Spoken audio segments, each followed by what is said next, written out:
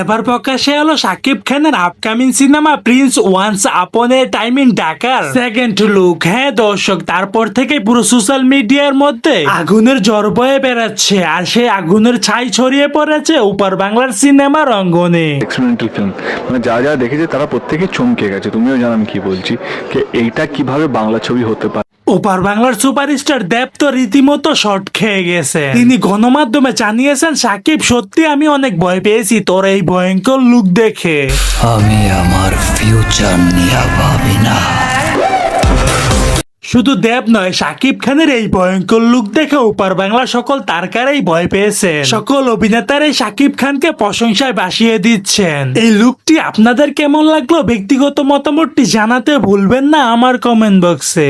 So দর্শক, আজকের এই ভিডিওটি এই পর্যন্ত। যদি ভিডিওটি ভালো লেগে থাকে তাহলে ভিডিওতে একটা লাইক, একটা কমেন্ট আর অবশ্যই চ্যানেলটি সাবস্ক্রাইব করতে ভুলবেন না।